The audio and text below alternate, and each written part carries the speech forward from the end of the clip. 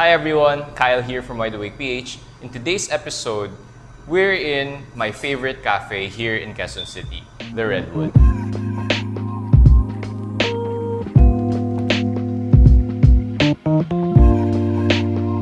This is my favorite cafe here in Quezon City for a couple of reasons. For one, of course, it's because they serve really tasty coffee. So they offer a rotating selection of both local roasters as well as international roasters. And what I like about them is that they take care dialing in the coffees before serving. I know that sounds basic, but that's not what usually happens in many cafes. So they have a specific kind of recipe for each bean to serve you a pretty tasty coffee experience. And that's always great. But besides the coffee being tasty, I really like this space because it's cold, it's cozy, it has a nice neighborhood vibe to it, and most importantly, the people behind the cafe are very friendly and do try their best fostering a coffee community around this space. So today, let's interview the owner, Alvin, and talk about why he decided to open a cafe and learn more about this space. So hey Alvin, can you please introduce yourself? I'm Alvin Kua, owner of the Redwood Cafe and Art Space. Cool.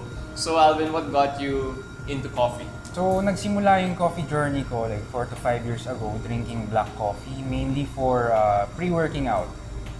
Same tayo, same. Strong black coffee, yun. Yeah. Then siguro nung around the pandemic lockdown for like I think almost 2 months yun eh. Then I got bored of the usual bitter roasty coffee na I drink, no. Then I came across this ad on IG, I think, specialty coffee like that.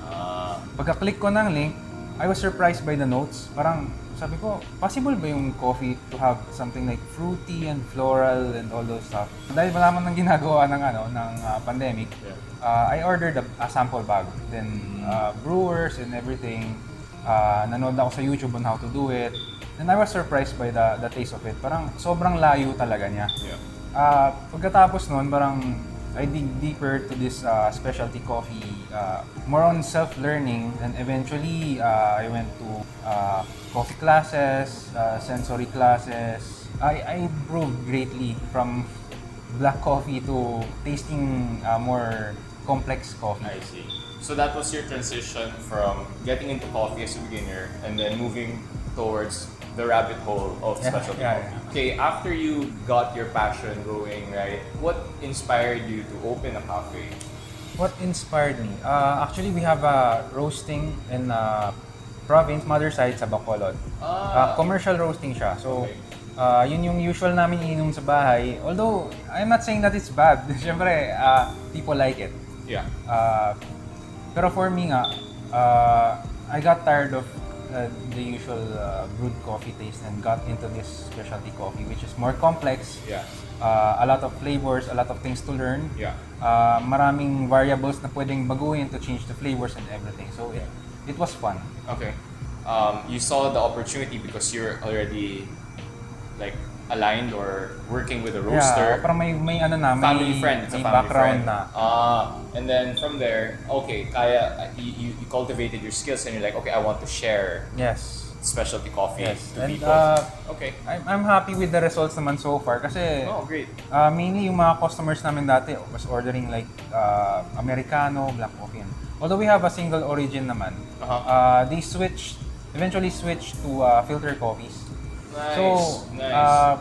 I was happy na na-introduce ko sa kanila yun. Kasi minsan kapag nagbubrew ako dito sa bar mag-isa, lumalapit sila sinasabi, ano yan, ganyan. Then I'm explaining to them and letting them try for free. Then eventually na-convert sila. I see. But what are you serving with your espresso?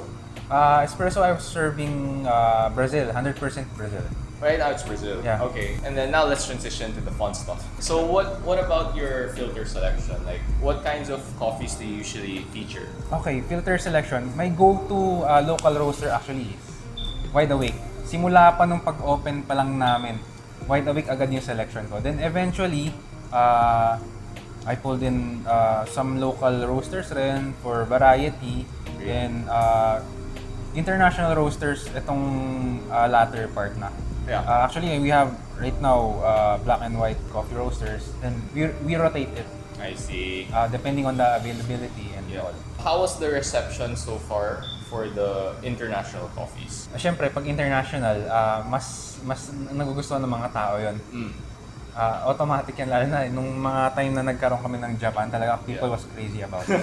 People are Japan coming, talaga. right? Yeah. They're crazy about it because of the lighter roast and The flavor profiles are very different. So, yung mga nakalist down na notes, talagang yun yung lumalabas eh. Yeah. And then, hindi siya masyadong mahirap i-brew. Yeah.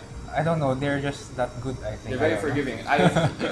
It's because a lot of the selections they have for the international coffees have higher cup scores because the markets abroad have a higher amount of money, like higher disposable income, so they can afford to buy higher scoring lots. That's what's really interesting here. Now you have black and white coffee. Yes, it's our rotation. Cool. So these are dialed in already. You wanna Sure. some We can brew it. All right, fun. So what are we brewing today, Alvin? So we're brewing this one, Dara Brothers. This is an anaerobic natural Cafe. Profile says it's on the medium light range and slightly funky. Interesting. So Alvin, can you explain to me your brewing setup for filter? For filter, bali, I dose it here, 15 grams. We use 1:15 ratio. I mainly use this one origami because I want to highlight the clarity of the coffee. Oh, the base is stuck. Interesting. Okay, what else? We use Gen 2 oud here for para maging fast yung flow ng workflow. So before you were using a hand grinder. Yes, I was using our Comandante here. Then Comandante before, now old. Okay, with the stock burst. Okay. If ever, would you be open to like upgrading that? I'm really not sure yet. I need more research about it. Pero right now, I'm satisfied with the stock burst. You like it? You like it? How does it compare to the Comandante? Syempre, the Comandante has more clarity. Even more clarity? Even more clarity. Okay, you heard that here. So the stock burst set there for you is not as yummy? Yeah, it has more sweetness compared to the Comandante. I see. So more acidity, more vibrant. Yeah, because more body, more sweetness. Our customers right here, they're not used to the acidity of the coffee. So medyo ano pa lang, siguro introduction to them. Okay, then more on the sweetness side of the coffee. If that's what they like, then that's good. And maybe if you do upgrade, you shouldn't go for the multi-purpose. Maybe the cast burst. Cast burst, okay. So that has a more balanced, forgiving profile. The other one is like super acidic. Super acidic, yeah. Interesting. So okay, and then we're using this kettle. We're restocked. Yeah. Gotcha. All right, we'll start brewing now. So we're going to pre-wet the paper filter. So I've tried tasting the water with the rinsed paper filter. Yeah. It was really bad. It's really bad. We upgraded to the Gen 2 oud kasi when using manual grinder, it was too slow. Too slow talaga. For sure. Lalo na nung nag-opt for filter coffee ng mga customers namin. Yeah. Okay. So I'm pouring like 3 times the weight of the coffee for blooming. Then wait about 30 to 40 seconds depending on the freshness of the coffee. You can see how fresh the coffee on it's the blooming. bubbles. Yeah. It's blooming. Blooming. So Yeah. When was the roast date on this? I think this one is I think a 1 month old. 1 month old. Yeah, 1 month old already, but still looking fresh. Interesting. So I'm gonna do a straight pour here. Obviously, Alvin's technique is different from what I usually do. He is doing a very slow kind of pour, and he does circular pours, but only towards the center of the coffee. Yeah. Oh, so you do one continuous pour for the rest of the brew. Yeah, actually depending on the beans. Okay, so you have multiple recipes for different beans. Yeah, cool. There are other beans na I want to highlight more of the sweetness. Then I pour like 3 pours. I see. So And it you has more body. agitate the beans by hand. I mean, the coffee slurry by hand before and after. I mean, after you bloom and after the final pour. Yeah. Oh, what water do you use for the? Very simple lang. Filter. The filtered water. Yeah, filtered water. Para it's repeatable. Yes, consistent. And you don't have to have the hassle of making your own water. Yeah. Okay. Total brew time around 2 minutes 15 seconds. So we'll cool this down first and then we'll see how it tastes. Very bright.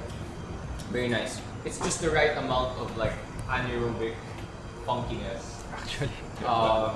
'Cause often a lot of these anaerobic natural lots from Ethiopia can be too funky, almost to the point of being like vinegar or too much apple cider. This one's just right, like fruity, sparkly.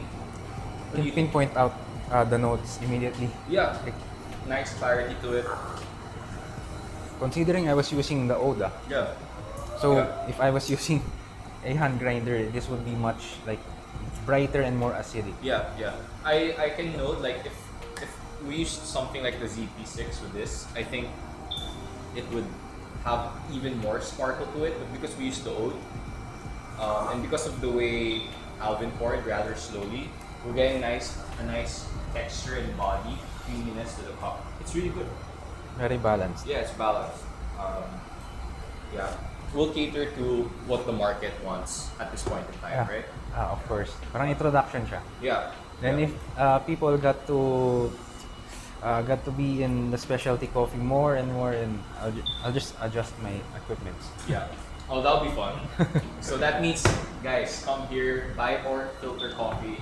Alvin will upgrade. Everyone gets to have tastier coffee. Everyone will be happy. Yeah. Even him. She gets to upgrade. Oh, no. So, Alvin, like, tell me why did you also think about having an art space here in your cafe? Okay, that's a good question. We just opened this January lang, no? Then, January of this year. yeah, this year only. So, our walls are like bare. So, I got to invite this friend. I have a photographer friend, no? Okay. Nakita niya to, then sabi niya parang, pwede kayong mag-display dito ng mga art pieces. Art pieces. Then sa akin, no, parang, okay, sige. I got introduced to a friend also na parang may mga kilala siya maraming local artists. Sabi niya, pwede natin gawan to ng ganyan, ng art gallery. And this was the second opinion na. So I'm like, oh sige, let's go, parang ganon. Okay. We have this one right here. This one is by Ma'am Carmela Geisert. Bali, international artist siya. Kilala siya sa international scene. And monthly, we change local artists. I see. They are also for sale. So every month you feature a different artist, their works, and Yeah. everything in the exhibit is for sale. Yes, everything for sale. Cool. Not often you see a cafe having an art exhibit in Metro Manila This is my first time also looking at art pieces like like this, this. up close. Oh. Yeah, beautiful. It enhances the vibe of the cafe. Yeah. It gives the space a more sophisticated vibe. And it It's makes the cafe more alive. Yeah, I agree. Oh, and also helps with the foot traffic, right? Actually, yeah. For sure. Oo. So have art enthusiasts been coming as well? We have like A logbook. They often come here and logbook So or these creative people, are they into coffee? hindi lahat. Yeah. Pero when they come here, they order coffee also. Okay. Oh, speaking of what people order, like, what is your best seller? It doesn't have to be hardcore coffee. I know people don't get this right away. What do people come in and order? For coffee based, we have Spanish latte. Spanish latte. Our own version of Spanish latte. Every cafe I've been to says Spanish lattes are the best seller. Yeah. So that's what's really selling. And another one is our Avalanche. This Irish cream flavored coffee with brevet on top. I So see. what's unique about this is aesthetically we got to make it a 3-layer drink. What do you call this? The avalanche. Avalanche. And it looks like an icy. I see. So it's a fun drink, like a dessert Yeah, coffee. fun drink. Okay, maybe we can make some later and we'll show you what that looks like. Cool. And for non-coffee, we have our the Cardinal. It's a black tea with raspberry. Bestseller siya, very refreshing drink. And also very unique matcha mandarin. I see. The bitterness of the matcha blends well with the tartness of the orange. So you were involved as well in all the R&D of the Yes, drinks. yes. See, this is what I like as well. It's great to support small businesses who do their best to serve the best that they can offer. And I think there's something really cool and admirable about that. And that's why I love this place and I support it as much as I can. Thank you, sir.